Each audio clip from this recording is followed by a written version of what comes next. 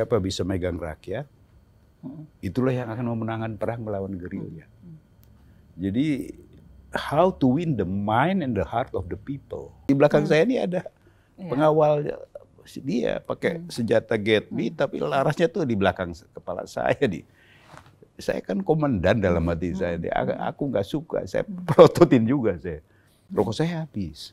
Saya panggil lah, Mandabayan. Mandabayan tuh yang bawa radio, orang Irian. Orang Irian, anak buah saya. Dia lari itu. Siap, komandan. Hormat. Ini saya, gitu ya? Jadi saya juga kaget loh. Rokok. Siap, rokok. Kalau kalian dapat dropping senjata, bantuan dari luar negeri, segala perlengkapan, segala macam, teruskan perjuangan kalian. Saya bilang begitu, teruskan perjuangan kalian. Mengatakan seperti itu ya? Teruskan perjuangan, kalian pejuang. Menurut saya kalau ada salah lirik, harus diusut. Tidak boleh terjadi, saya bilang gitu. Oh, dibentak saya. Karena dia agak keras di situ ya. 2 bintang, saya let go.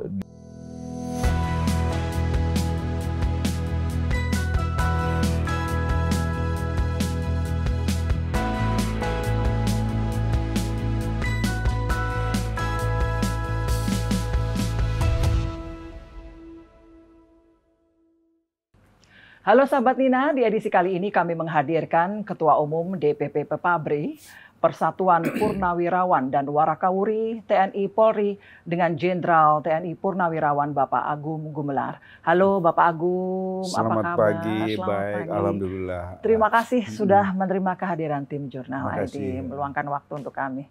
Bapak, kegiatan akhir-akhir ini apa sih Bapak? Kalau saya lihat Bapak sibuk sekali nih kalau saya baca di laman online. Enggak lah, sibuk apanya.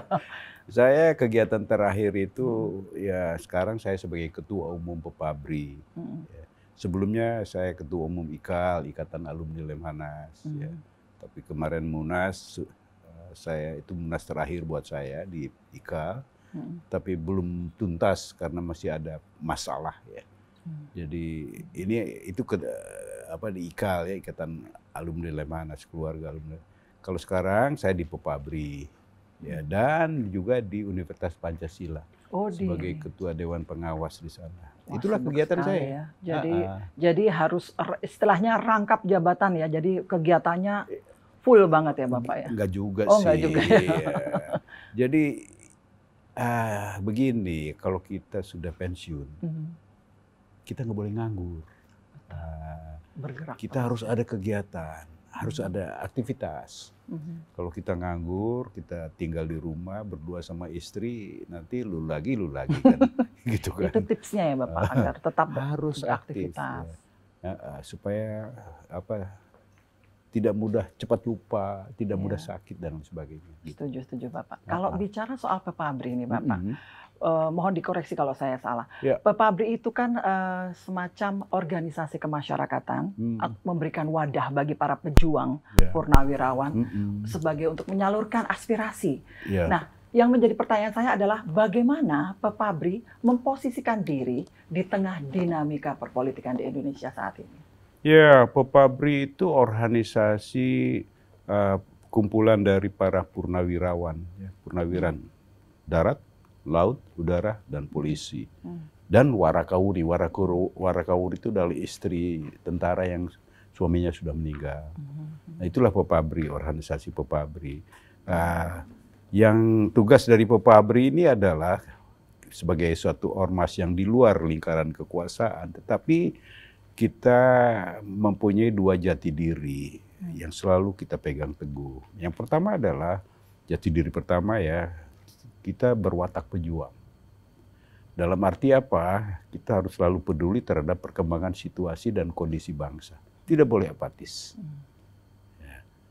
Yang kedua, jati diri kedua adalah berwawasan negarawan.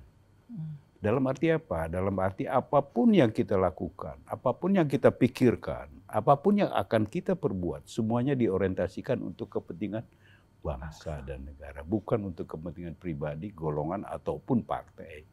Itulah 2 jati diri ini. Dan dengan 2 jati diri ini dalam rangka pengabdiannya kepada bangsa dan negara ini, maka kami berusaha agar supaya Pepabri ini bisa menjadi garda yang paling depan untuk bisa menjaga persatuan kesatuan bangsa. Itu loh. Itulah tugas Pepabri. Itulah peran Pepabri. Walaupun kita berada di luar lingkaran kekuasaan. Tapi sebagai satu kekuatan organisasi masyarakat, ya kita menempatkan diri sebagai pengawal lah, kira-kira begitu. Ya contohnya, ya salah contohnya adalah ketika terjadi proses pemilu. Di situ Pepabri memerankan dirinya. Saya tekankan kepada seluruh keluarga besar Pepabri, kita harus mensukseskan pemilu ini. Dalam arti apa? Sebagai organisasi, Pepabri harus bersikap netral sebagai organisasi. Netral ya. Ya. Tetapi sebagai individu kita sudah purna tugas, tapi belum purna pengabdian. Sebagai individu kita punya hak politik yang sama dengan masyarakat biasa. Jadi disitulah kita diberi kesempatan untuk menyampaikan pilihannya, ya, secara demokratis. Ya, kita memilih siapa calon yang bisa. Nah, mungkin di dalam tubuh Pepabri sendiri tidak ada arahan harus memilih si B, si C. Ya. Tetapi perbedaan memilih ini, ya, kita anggap sebagai sesuatu bunga-bunga dalam berdemokrasi. Betul. Hanya penekanan saya sebagai ketua umum Pepabri adalah perbedaan memilih ini harus berakhir. Akan berakhir ketika Pilpres selesai. Begitu Pilpres selesai, terpilihlah calon. Maka perbedaan memilih ini selesai, sudah. Bersatu lagi kita.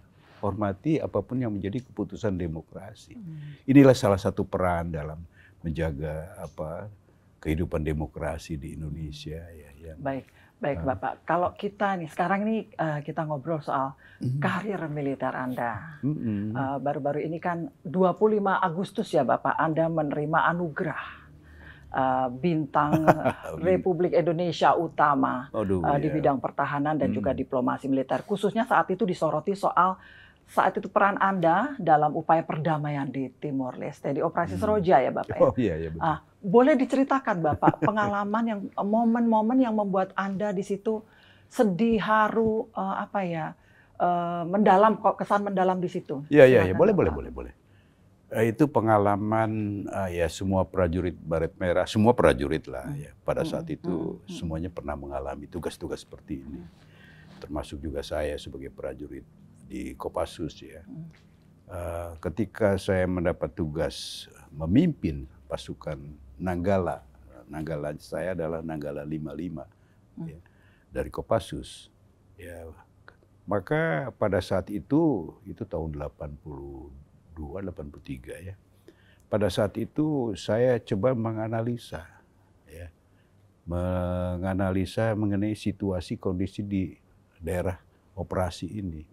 Siapa yang kita hadapi, ya, bagaimana sifat mereka, ya. Saya pelajari. Ya. Ternyata yang kita hadapi itu adalah musuh gerilya. Jadi ketika kita Timur sudah berintegrasi dengan Indonesia, ada kelompok kekuatan yang namanya Fretilin ini yang tidak menerima integrasi ini dan mereka ingin merdeka. Ya. Mereka bergerilya, lari ke hutan, bergerilya. Inilah yang menjadi lawan kita. Saya coba analisa, berarti lawan kita ini adalah kelompok bersenjata yang melaksanakan operasi gerilya. Itu loh. Jadi setelah saya pelajari, maka saya mencari bagaimana cara yang terbaik menghadapi musuh seperti ini. Ada dua cara sebetulnya dalam pelaksanaan tugas di daerah operasi seperti ini ya. Cara yang pertama adalah cari mereka di mana berada, di hutan mana, di gua mana, di gunung mana, bunuh mereka. Itu namanya operasi tempur. Itu operasi tempur. Memang prajurit disiapkan untuk seperti itu. Ya. Kita memang di daerah operasi itu kill or to be killed ya. Tetapi ada cara kedua. Cara kedua itu saya berusaha ya untuk mengurangi kekuatan lawan ini, atau mungkin akhirnya bisa menghabiskan kekuatan lawan ini dengan cara dengan cara pendekatan, komunikasi dengan mereka, menyadarkan mereka. Saya ingin menyadarkan mereka bahwa kemerdekaan kalian itu sudah diraih, sudah dicapai dengan berintegrasi dengan Indonesia. Nah, inilah misi yang ada di benak saya waktu itu. Ya, saya jabarkan, saya perintahkan seluruh prajurit ini. Ya, dan pos prajurit saya ini di Nanggala 55 di timur-timur ini terpencar-pencar di beberapa pos-pos ya. Ada yang 5 orang, ada yang 8 orang, ada yang 10 orang. Jadi saya tugaskan kepada mereka untuk melaksanakan satu konsep agar supaya kita bisa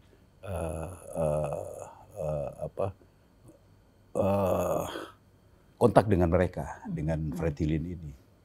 Yang pertama tentunya untuk bisa begitu adalah melawan gerilya itu kuncinya pada rakyat. Siapa bisa megang rakyat, itulah yang akan memenangkan perang melawan gerilya. Jadi how to win the mind and the heart of the people. Itu lawan gerilya, itu kuncinya begitu. Jadi saya perintahkan kepada seluruh anak buah saya yang terpencar beberapa pos ini, setiap apel malam pakai radio selalu saya tekankan bahwa komandan kalian itu tiap malam tidurnya nyenyak. Mengapa? Karena kalian menyatu sama rakyat. Itu saya jabarkan itu. Jadi bersatu sama rakyat, ciptakan kondisi agar supaya rakyat ini memberikan informasi tentang musuh kepada kita, bukan sebaliknya melemparkan informasi tentang kita kepada musuh. Ya. Jadi pendekatan kepada rakyat ini saya utamakan. Nah, dari pendekatan seperti ini melalui satu proses yang agak panjang, akhirnya saya bisa berkomunikasi. Ya, karena sektor saya adalah di sektor barat, saya berkomunikasi dengan Panglima Fretilin di sektor barat. Namanya Venancio Veras. Ya. Dia kedudukannya, basis gerilyanya itu banyak ada di Kabelaki, ada di beberapa tempat ya. Nah, saya berusaha akhirnya bisa berkomunikasi. Ya, bagaimana bisa komunikasi? Ini salah satu contoh. Di pos saya di Dare, Ainaro, ada 10 orang di situ, dipimpin oleh seorang Sersan Mayor. Sersan Mayor Teguh. Dari situ ke Kabelaki itu, ini paling dekat dengan basis gerilya mereka di Kabelaki. Ketika saya berkunjung sana, ya, Komandan Sektor, Sersan Mayor Teguh melaporkan bahwa di antara Dare dengan Kabelaki ini ada satu kampung di situ. Kampung ya, apa namanya? Namanya lupa lagi kampungnya, tapi satu kampung lah ya. Pemukiman. Ya, di situ. Jadi akhirnya saya ke sana lah berpatroli gitu sama anak buah saya. Ayo kita ke sana, ke kampung itu. Rakyat di kampung itu kita melihat kita datang tuh ya dah masih ragu-ragu lah ya. Ada apa ini? Saya kumpulkan semua di semacam pendopo gitu kan. Kumpul. Saya sampaikan sama mereka bahwa kami dari Nanggala 55. Mereka sudah tahu kita dari Kopassus. Terus saya bilang, ya sebenarnya begini deh, saya bilang kepada mereka ya. Kami ini memang bawa senjata ini. Semua bawa senjata. Tapi senjata yang kami bawa ini bukan untuk membunuh sembarang membunuh. Senjata yang kami bawa ini adalah dalam rangka membela diri. Kalau kita mau dibunuh ya boleh buat. Ya, kita harus membela diri. Karena saya bilang sama mereka, bunuh-membunuh itu nggak ada yang diuntungkan. Saya bilang gitu. Saya panggil seorang pemuda. Kamu sini, coba sini. Dia datang. Kamu sudah kawin, bilang gitu. Belum Bapak, saya bilang. Tapi punya pacar, punya Bapak, dia senyum ketawa-ketawa. Begini ya, kalau siapa namamu, sebut namanya kan. Kalau dia mati tertembak atau mati terbunuh, ya, mungkin buat dia nggak ada masalah. Ya, mungkin dia bisa masuk surga atau bagaimana. Tapi orang tuanya, pacarnya, semua saudaranya menangis. Bilang gitu kan. Saya panggil seorang tua ya, orang tua. Bapak sudah keluarga, sudah Bapak. Istri Bapak ada berapa? Satu Bapak katanya. Satu. Oh, anaknya ada berapa gitu kan. Nah, Bapak ini mati terbunuh. Gitu kan. Nggak ada masalah buat Bapak ini. Bapak ini masuk surga sebulan. Tapi istrinya, anaknya semua nangis. Ditinggal Bapak ini. Ya. Terus saya bilang, demikian dengan saya. Saya bilang, saya Komandan Nanggala ini. Bunuh saya di sini. Bunuh saya di mana? Di sini, di timur-timur ini. Mati saya. Tidak ada masalah. Laiha problema, saya bilang. Nggak ada masalah. Saya mungkin masuk surga, saya bilang. Tapi saya kasih lihat ada di barat saya itu ada foto istri saya, foto si Abang sama si Ami masih kecil-kecil. Masih si Ami umur 2 tahun, si Abang umur 5 tahun. Anak saya 2, istri saya, saudara saya semuanya menangis. Saya mati di sini. Jadi bunuh-membunuh itu nggak ada gunanya. Nggak ada yang diuntungkan dari. Jadi kalaupun ada saudara-saudara kita yang di hutan sana, di Kablaki, datang ke kampung ini, mungkin mau minta obat karena sakit, mau minta makan karena lapar. Kasih mereka obat, kasih mereka makan. Jangan dibunuh, saya bilang gitu kan. Itu penduduk di situ, dengar saya ngomong nih, melongo semua. Mungkin dalam hatinya kok ada tentara ngomong begini. Ya, gitu. Pendekatannya komunikasi. Nah dari situlah kemudian seorang bapak, betul Bapak katanya, Bapak Bot manggil saya, betul Bapak Bot, katanya, anak saya masih di hutan, gitu, betul Bapak Bot, saya begitu. Oh iya, nggak apa-apa, saya bilang, jadi kalau datang ke sini karena lapar, kasih makan, gitu. Itulah awal dari, jadilah mereka ini sarana atau apa, berperan untuk berkomunikasi saya dengan Fretilin. Ya, saya kasih surat, dia kasih dibalas. Akhirnya dalam beberapa kali kegiatan yang sifatnya menjejaki komunikasi ini, kemungkinan berkomunikasi ini, akhirnya saya mendapat surat dari Financial Veras. Ya, Panglima Baratnya Fretilin ini. Intinya adalah mengundang saya datang ke Kablaki, ke markas mereka. Mengundang datang sendiri? Saya diundang ke sana. Nah, dengan catatan saya sebagai komandan nggak boleh bawa senjata. Gitu. Tanpa senjata, tanpa pasukan? Boleh bawa anak buah. Anak buah boleh bawa senjata. Tapi nggak boleh pegang begini, harus disandar. Itu syaratnya. Terus rute ditentukan oleh mereka. Lalu? Gitu. Itulah saya bacakan di depan anak buah saya, Teguh CS ini. Ini loh, aku dapat surat nih. Isi suratnya saya baca, gini-gini.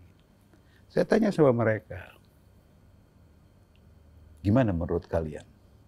Gitu kan. Teguh, komandan waktu itu, Komandan Sersan Mayor Teguh, komandan pos di situ. Komandan katanya, kami semuanya terpulang komandan.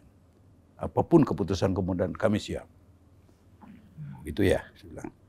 Jadi aku pikir, instingku, naluriku mengatakan mereka jujur, saya bilang. Mereka jujur, saya bilang.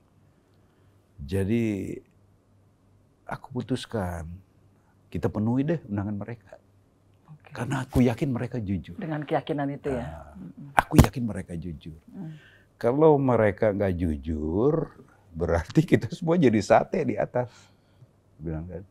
Cara bertindak yang paling mungkin kita lakukan adalah sebelum kita mati, sebelum kita jadi sate, ajak mereka mati lebih banyak dari kita. Cuma itu aja. Tapi aku yakin mereka jujur. Siap kita untuk memenuhi undangan ini. Gitu loh. Akhirnya ya pada saatnya subuh kita berangkat. Penunjuk jalan ditentukan oleh mereka. Itu melalui 3 pos ya. Dan diputar jalannya tuh supaya kita nggak kenal. Itu tiap pos itu ya Fretilin, rambutnya gondrong, pakai baju hansip, pakai baju tentara kita yang mati. Jadi 3 pos. Pos pertama memang masih menegangkan sih. Ya, ketika si penunjuk jalan di depan saya itu kan melihat pos kan, dari sana kamarada. Si penunjuk jalan bilang, Pak balas aja Pak, Bapak angkat tangan aja. Ya sudah, apa susahnya. Jadi di pos pertama kita berhenti, kita ya bagi rokok lah sama mereka. Dari situ ke pos 2, pos 3, sampai akhirnya ke belakang. Nah, di atas itu ya kita kayak mau menghadap Menteri Perhubungan aja nih. Ditunggu, suruh nunggu. Jadi kayak nunggu gitu ya. Jadi berapa lama datang ajudannya Financial Affairs menyatakan bahwa nanti Bapak naik ke atas, Financial Affairs akan turun. Tapi sebelumnya saya diminta menerima jajar kehormatan. Jadi pasukan Fretilin, 1 peleton lah kira-kira. Itu senjatanya macam-macam, senjata yang direbut dari kita lah, apalah. Sementara, maaf Bapak Agung, berapa orang total dengan anak buah? 10 orang, 11 dengan saya. Okay. Ya. Jadi terus saya terimalah, gitu kan.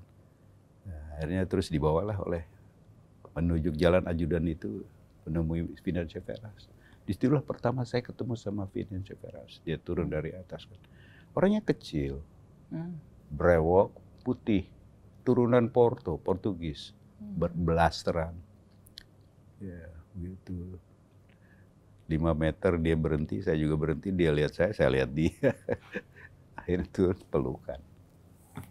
Pelukan, terus diajaklah ke satu tempat untuk kita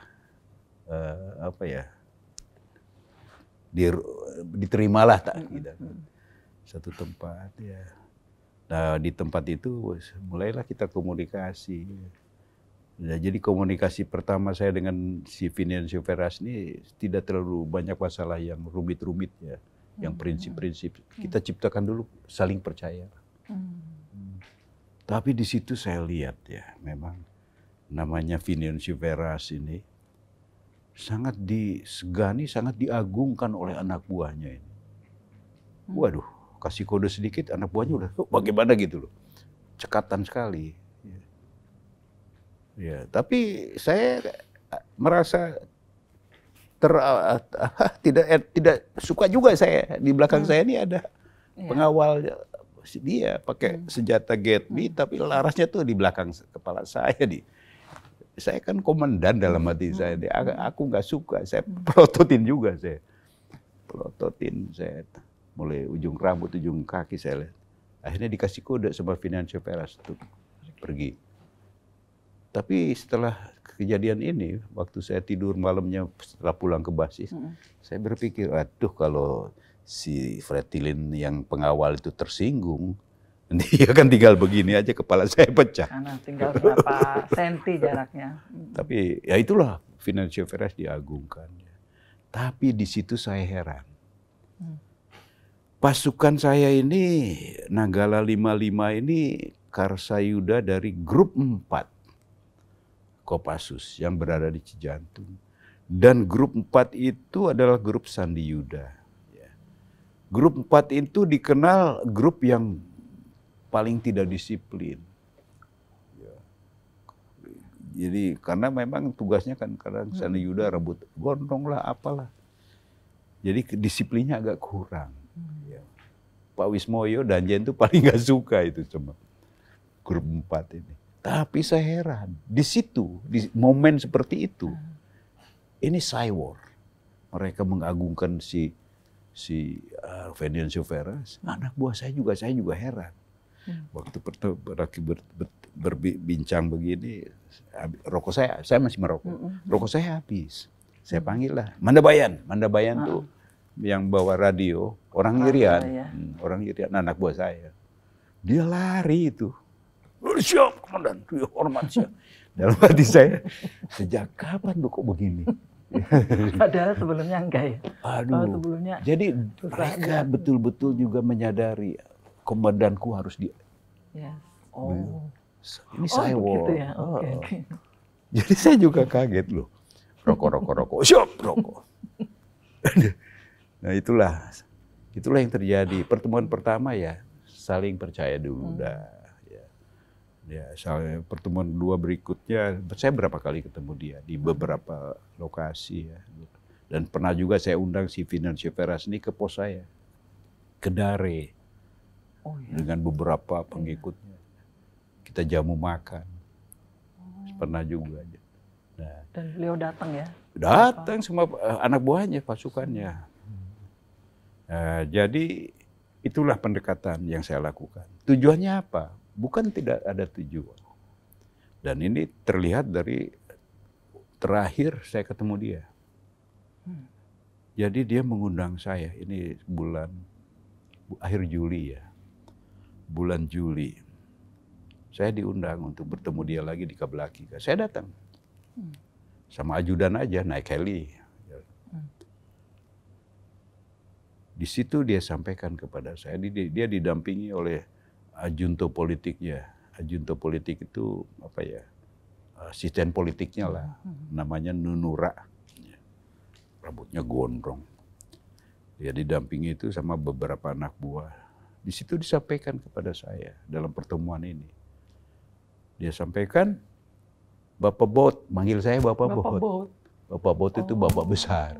Jadi udah manggil saya Bapak Bot. Bapak Bot katanya, saya dapat perintah arahan dari Katuas Bot. Katuas Bot itu Bapak Bot yang lebih besar lagi. Jadi istilah ada ininya ya. Katuas Bot Sanana. Sanana itu Katuas Bot di mata mereka. Ya, saya dapat perintah dari Katuas Bot Sanana bahwa akhir Agustus nanti katanya kami akan dapat dropping senjata perlengkapan dari luar. Begitu. Itu perintah atau arahan dari Katuas Botnya Sanana itu kan. Dan kalau kami memang dapat bantuan dari luar, dropping dari luar, kami sudah putuskan bahwa kami akan melanjutkan perjuangan. Gitu kan. Sampai tujuan perjuangan kami merdeka tercapai. Gitu kan. Tetapi dia bilang, kalau ternyata ini tidak benar, tidak ada, kami akan turun. Kami akan berusaha mengerti tentang integrasi dengan Indonesia. Begitulah yang dia sampaikan kepada saya. Saya dengerin gitu kan. Terus setelah dia selesai ngomong, saya bilang begini, kalau gitu persoalan sederhana sekali, saya bilang. Kita tunggu aja sampai akhir Agustus. Kalau kalian dapat dropping senjata, bantuan dari luar negeri, segala perlengkapan, segala macam, teruskan perjuangan kalian. Saya bilang begitu, teruskan perjuangan kalian. Mengatakan seperti itu. Teruskan perjuangan, kalian pejuang. Pejuang tidak ada istilah menyerah. Saya bilang begitu. Tetapi tadi dikatakan kalau ini tidak benar. Kalau ini tidak benar, kalian akan turun. Akan berusaha mengerti tentang integrasi dengan Indonesia. Itu menunjukkan bahwa kalian pejuang sejati. Pejuang yang mengerti mana yang terbaik untuk rakyat di Timur-Timur ini. Saya bilang begitu. Udah kita tunggu aja. Itulah pertemuan. Jadi itu akhir Juli itu. Ya setelah dari situ ya setelah ngobrol-ngobrol, ngerokok, makan-makan apa bareng lah gitu kan. Saya pulang. Langsung ke Dili. Langsung minta waktu sama Panglima Operasi, Pangkops. Brigjen Rudito. Almarhum. Saya minta waktu lah, diterima oleh beliau. Begitu saya menghadap, Pak Panglima, mohon izin Pak, saya mau lapor Pak. Apa Gum? Begini Pak, saya bilang, saya bukalah peta. Pak, saya mau tanya Bapak, Pak, kalaupun ada bantuan dari luar negeri, untuk mereka ini, untuk Fretilin ini, kira-kira dari pintu mana Pak masuknya bantuan ini? Ya, ada apa? Ya, saya mau tahu aja Pak. Kalau pantai utara, Dili, itu kan kita sudah kuasai semuanya itu. Ya paling memungkinkan itu adalah dari pantai selatan. Betanol ke sana, ke Los Palos. Kan. paling dari sini bantuan ini bisa datang deh, gitu. Begitu ya Pak ya. Pak, boleh saya saran? Saya bilang, apa Gum? Pak, manfaatkan Gofar Pak. Gofar tuh komandan batalion marinir, sahabat saya. Kita di daerah operasi itu sudah sama-sama. Manfaatkan Gofar Pak, marinir. Tutup semua ini, kemungkinan pintu masuk ini. Kalau Bapak bisa pelihara, kalau kita bisa pelihara situasi seperti sekarang ini sampai dengan akhir Agustus Pak. Awal September Pak, saya bilang. Sudahlah, panggil semua itu wartawan dari Jakarta. Turun besar-besaran Pak mereka. Saya bilang gitu. Jadi Pak Rudi itu panggil, kamu nih Gum. Pak, udahlah Pak, saya bilang. Percaya sama saya Pak. Ini saya sudah yakin sekali Pak. Ya, gitu. Itulah yang terjadi. Ditutup memang akhirnya marinir Pak di sana. Benar, betul. Ya. Tetapi inilah yang terjadi. Tanggal 11 Agustus terjadilah peristiwa Klaras. Di mana 15 prajurit kita di kampung itu, di Klaras itu, mati dibunuh oleh penduduk di situ. Oleh rakyat di situ, dan rakyat lari semua ke hutan. Pak Beni marah lagi, Pak Beni Murdani kan Pak Leo, gak ada lagi itu kontak-kontak sama mereka, tempur lagi. Wah, hancur hati saya. Waduh, saya betul-betul merasa apa ya, yang sudah di depan mata ini, hancur hati saya. Itu, saya perintahkanlah Pak Intel saya, Kapten Sunaria, coba selidiki itu. Ada apa itu di Klaras itu? Mengapa kok bisa terjadi begitu? Gitu. Setelah diteliti, diselidiki, ya itulah kelakuan tentara. Kalau menyakiti rakyat, ya seperti itulah. Ya, waduh, saya perintahkan seluruh anak buah saya, mengendap. Tunggu kita, saatnya kita pulang ke Jawa. Karena kita sudah mau pulang sebulan lagi. Ngendap, saya bilang, udah. Tetap merapat dengan rakyat. Itulah. Yang lucunya apa? Setelah peristiwa ini kan komunikasi mereka kan nggak ada alat komunikasi, nggak punya. Akhir Agustus kalau ada sekelompok dari Fretilin dipimpin oleh Sakodi Alex, ya, yang pernah kita ketemu juga. Yes, namanya ini komandan kompi desliknya Fretilin dengan beberapa 12 orang, 8 pucuk gitu kan, 8 pucuk senjata. Dia ingin ketemu saya, mungkin belum tahu perkembangan ini. Jadi wah disitulah mulai jelek sekali saya. Dalam pertemuan ini saya mau lucuti mereka, gitu. Jadi kita jadi Belanda, mereka jadi Diponegoro. Waduh, terpaksa saya lakukan itu. Jadi kita bertemu, akhirnya ngomong-ngomong kita bawa ke Dili. Ya. Masih diperlakukan baik lah. Bawa ke Dili. Ya, berapa hari kemudian, 2 hari ya, datang utusan dari Kodam. Mas Intel perintahkan saya supaya ke 12 orang itu.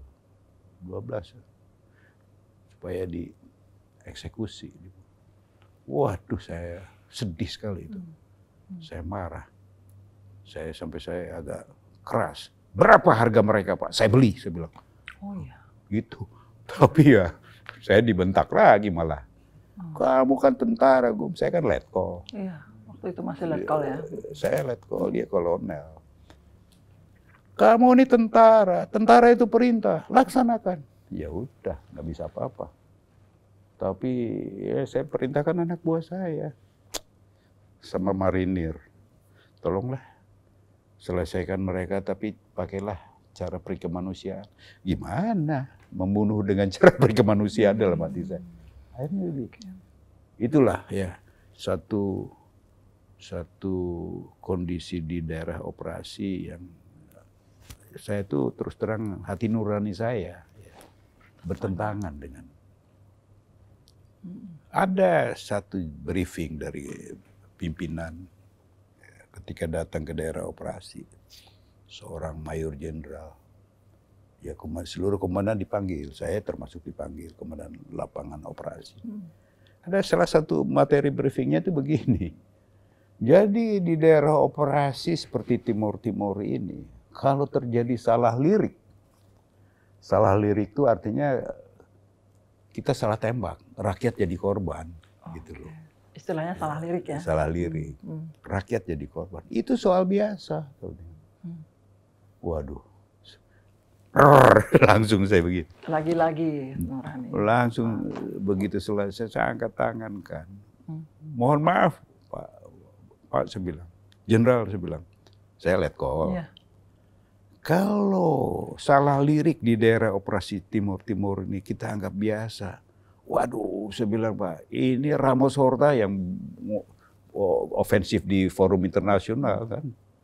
Ini dapat apa? Bantuan peluru, saya bilang, untuk menembak kita di forum internasional, di PBB. Pelanggaran HAM segala macam kan. Jadi Pak, menurut saya kalau ada salah lirik, harus diusut. Tidak boleh terjadi, saya bilang gitu. Oh, dibentak saya. Karena dia agak keras di situ ya. 2 bintang, saya let call. Dibentak saya. Kamu tentara baru kemarin. Iya, sudah saya diam. Jadi kadang-kadang ya, nah ini semua pengalaman-pengalaman di lapangan sebenarnya. Jadi modal saya bagaimana menjadi komandan, jadi pemimpin yang bijak ke depan. Gitu loh. Baik. Ya itulah Timur-Timur ya. Ya. Jadi kadang-kadang seperti gini. Pasukan saya face baku tembak waktu patroli di satu kelompok. Terus akhirnya Fretilin lari ke hutan. Saya cek anak buah saya aman, nggak ada yang luka, nggak ada yang mati kan. Saya cek dari gerombolan Fretilin ada 2 orang, 1 mati, 1 kakinya ketembak, luka, gitu kan, dijaga oleh anak buah saya. Saya datengin, saya lihat, saya bilang tolong deh ini yang mati ini ditanam, dikubur. Saya lihat yang luka ini masih muda. Masih muda. Saya panggil dokter, saya bawa dokter, Letu Supriyantoro, dokter, yang akhirnya dia menjadi Sekjen Kementerian Kesehatan, karier terakhir itu. Waktu itu dia Letu, saya panggil dok, sembuhkan orang itu. Biasanya yang dibunuh aja bikin susah kan. Tapi saya bilang, dok sembuhkan dia. Akhirnya dibawa ke pos, dilaporkan, Pak ini kelihatannya harus dioperasi Pak. Nggak bisa dirawat di sini. Saya nggak mau tahu dok sembuhkan dia. Komandan besok ada heli katanya dok akan ngirim logistik kepada pasukan kita. Gimana kalau saya bawa dia ke Dili, dioperasi di rumah sakit. Udahlah saya nggak mau tahu, sembuhkan dia. Saya bilang, dia bingung juga. Dibawalah ke Dili besoknya pakai heli. Bawa ke rumah sakit. Itu semua petugas di rumah sakit itu terheran. Kaget gitu ya. Ada seorang komandan gitu kan, kok ini kan Fretilin gerombolan. Kenapa kok diminta disembuhkan gitu kan. Mungkin heran mereka ini kok. Mereka nggak nyangka. Nah mungkin disitulah nama saya komandan sama pasukan saya ini dikenal oleh rakyat dan rakyat sangat menghormati kita. Dari situlah awal kita bisa berkomunikasi. Diplomasi itu tadi ya, baik. Ya. Dan akhirnya sembuh dia, namanya Abel, masih umur 22 tahun. Namanya Abel, dioperasi 4 bulan, 5 bulan kemudian dia kembali. Wah, jadi staf saya, jadi anggota saya. Langsung jadi anggota Bapak? Ya, artinya dia setia sekali sama saya.